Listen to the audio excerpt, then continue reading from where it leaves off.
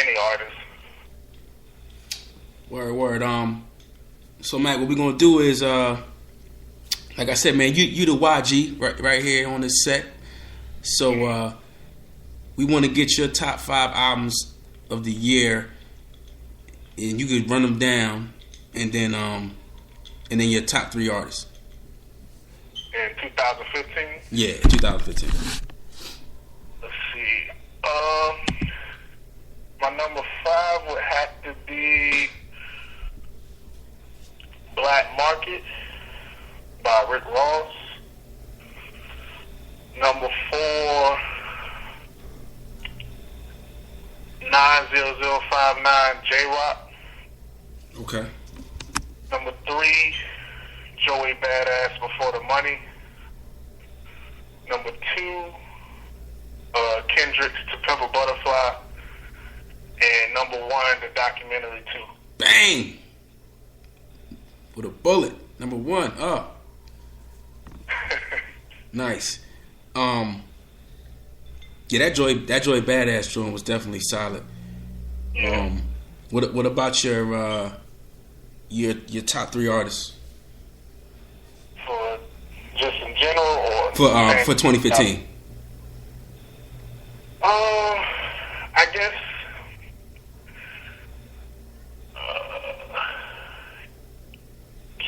Kendrick. I'm gonna say Kendrick, Joey Badass, and The Game off those albums. Mm-hmm. I would say, Drake, or I would easily put Drake or J. Cole in one of those positions, but J. Cole didn't release a single body of work in 2015. Right. And Drake released, if you're reading it, it's too late, but it wasn't really a related body of work. It was just a lot of tracks that he sold. But as in bodies of work, I'd say those 3 and those albums of 2015. Okay. Nice, man. Nice.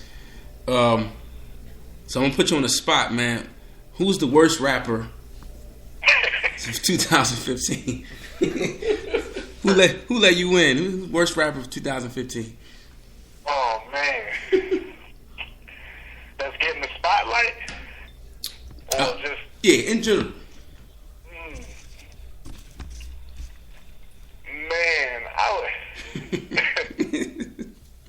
Hey man, this Slim Jesus cat crazy. Oh man, that's you took my pick. This Slim Jesus cat crazy, man. I just don't understand. Yo, why? All right, so this literally last week. One of my kids I work with, and he listens to Matty B. Y'all ever heard of him? Nah. You ever heard of Matty B, Matt? Manny B? Matty B, like MattyB. Nah.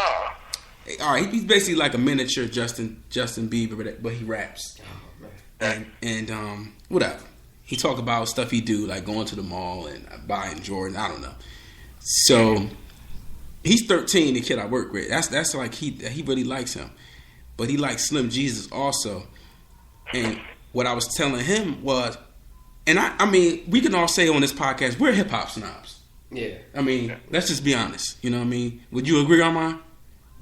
Oh yeah, man. Yeah, we're hip hop snobs.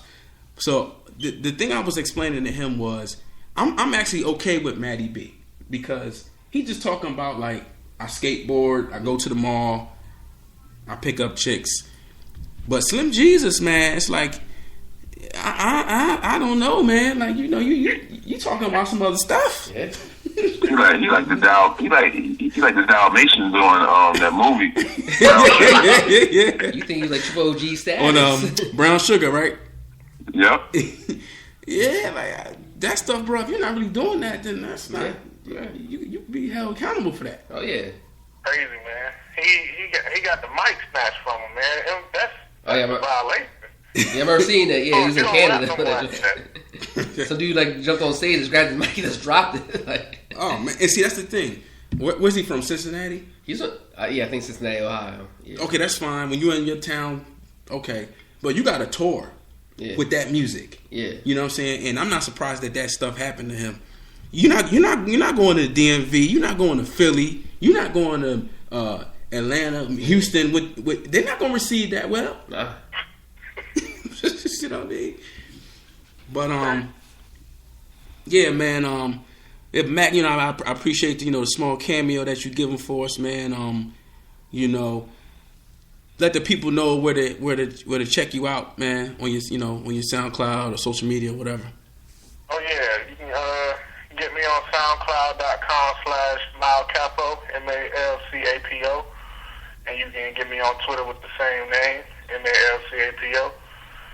And I appreciate you having me, brother. All day, man. Armand, you got anything you want to get out of Mac while we got him here with us? You had to give us something real quick, man. I gotta hear you spit something. Some bars. Something light for the people. Yeah, some bars. Make it G-rated. I'm Janice in the crib now. I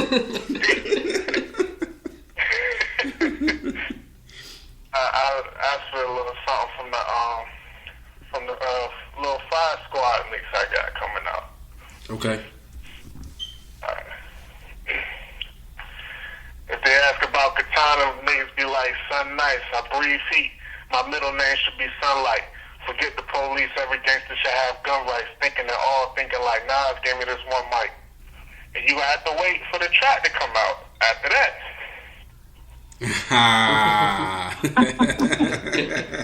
Oh, you hit him with the Instagram 15 seconds snip. Go in. Right. It's a freestyle. What you want for free? I forgot. I got a real big record dropping called Black Bandana. It's about, the Black Lives Matter movement. All lives do matter, but, we should take in consideration of how blacks are treated. And the Black Bandana record would be, a symbol of power, as in, if you see the Confederate flag or someone, diminishing our people, just hold the bandana up to show that we're not scared. Right. I can dig that. And that Sincerely Joint is a good record too, man. Very heartfelt. I heard that a while ago, but I saw that you kind of put it out again, fully mastered and stuff. So definitely congrats to that, man. Yeah, I appreciate it, man. That was a hard one to put out. Yeah, but you speaking from your own experiences, man. And that's like we said. I think we said this the last podcast. I mean, as listeners, man, that's all you really ask for. Exactly. Don't cheat us with stuff that's fallacy or stuff that's just not natural. Exactly. So absolutely. I can always respect when anybody's putting their heart into it and it's just their honest life, man. But yeah, bro, we're gonna get our next guest on here. But catch us, man. Check the full episode because then we're gonna go into our picks after, man. So we definitely continue listening, man. Okay, most definitely. All right, cuz. All right, bro. Peace. All right, man. So as we get Ray on the line here, I'll pose the last question before we dip into our picks and albums and all that things of that nature. Where would you guys rank the concept between hip hop and rap? Right now in 2015. In 2015, right?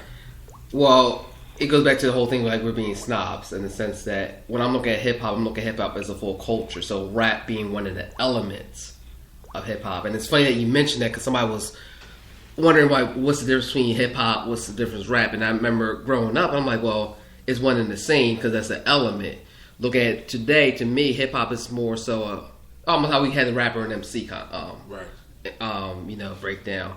To me, rap is like a future, a young thug who's okay. This is my side hustle. This is something I can make some money out of, but right. Nothing on a cultural level. Right. MC is going to be your Kendricks, your J. Cole's, who you can tell who appreciates the art form, who wants to push that creativity. Right. So to me, hip hop itself is still honoring the core beliefs, the core essence of the culture itself. Rapping right now, I mean, that's what's dominant. And right. we're talking about rap. Right. That's what's dominant, and you can almost equate rap to pop. Right. Because you have rock stars and you might have people rock band, but they make pop music. Right. So you can almost put rap almost synonymous with pop in a sense if we're breaking it down by today's terms. Right. I pretty much agree with what you said, man. I feel like the crevices of hip hop are still there. You just gotta kind of look for it. Mm-hmm. But as opposed to rap is right out there for you. Yeah. All you got, it's on the radio, it's everywhere. It's on YouTube, it's on SoundCloud, anywhere. Shout out to Slim Jesus. But we got my brother Ray on right now, and Ray, man, you want to introduce yourself to the people, man? Tell them a little bit about yourself, man. What's going on, everybody? Brandon, thanks again for having me on this. I'm Ray. I'm calling in from Jersey. Renzo and I go back like about 10 years now, just off the strength of hip hop. And I've met Brandon through Renzo again, off the strength of going to the Roots picnic, going to that Prime show last year. Good times. And at the end of the day, I mean, I'm just I'm a hip hop fan. I've been listening since I was little. Listen to various types, whether it's mainstream, independent, turn up, whatever, whatever works for me at the moment. I'm just a fan of it, I'm not a blind fan. I know what's whack, I know what's not, and that's really it, so I'm glad to be a part of this particular podcast. Word, man, definitely, man. Thank you for coming on. Welcome, man. And just a segue real quick, like how Ray said we go back 10 years, and like this is before social media was really popping out, before you had the Facebooks, and even before MySpace. We popped off on a rap message board. I think initially with the Cuban Link message board. This is the whole time when Cuban Link was doing no, Cuban Link the rapper, Terror Squad. Cuban Link? Yeah. So this is the whole time when when he was about to drop the 24K, and then the whole beef with Fat Joe popped off. Next thing you know, the album never got shelved. So me and him, off the strength of that we moved on to LatinRapper.com message board. So we always kept in contact and everything. Like I said, the love of hip hop and everything like that. And we were able, to link up, and we always talk about. We probably related deep down inside, don't really realize, because like so much stuff is on point, on key, like there's tendencies and stuff like that. This alike, almost like how when you look at Capone and Noriega, how they didn't know each other from childhood, but when they linked up, it was like bam, right. Boom. Outside of the 2005 concert you told me about, but yeah, right. but but the chemistry's always been there. Yeah. And y'all kind of like AZ and Nas, but I'm catching up on the book now, but like AZ was saying how he was talking to Nas. Oh, that boy. They didn't even meet. Yeah. And they was just on the phone. Mm-hmm. And then when he met each other, like, damn. Yeah, cause remember AZ was talking about, I picture this dude being like 6'4", brolic. I see him in person. Yeah, he's like, sure. Right. Slim Bill, strong stamina. But yeah, man, Ray, man, my Boricua brother, he always give me respect for, being a 90s head and keeping that wisdom, but I gotta give you respect too, man, because you like us, man. You're a kid of the 90s, but you also you never gave up the essence of searching, and to this day, like I consider your mind very relevant and what's going on with music. You know what I mean? I think it's really easy for us to just turn off a blind mind, and just be like, yo, you know what, this is just trash. You know what I'm saying? Mm-hmm. But I think we're constantly searching. Hey, B, I've been there. Right, it's super easy to do that. You know what I'm saying? You brought me back in. They're like, no, man, you gotta search, man. You can't think it's gonna fall on your lap. Right. You know what? Yeah. Word up. All right, man. So let's get into this review, man. So 2015, man. What do you guys think the narrative was for the year? If you could pick one particular thing, you had like Ghost and Action Bronson. You had Straight Outta Compton came out. Meek and Drake. If y'all could pick like one thing, what would be the narrative that stuck out to you for 2015? And I guess for me, it's like directly rap is social media. I think social media showed like how powerful it was. In 2015, it was always powerful, but you didn't know how powerful it was pertaining to rap music until last year, in 2015. After Drake and Meek Mill, and the power of corporate America on rap. I just sat back and realized and looked at the whole situation and looked at it like it was more so kind of a street mindset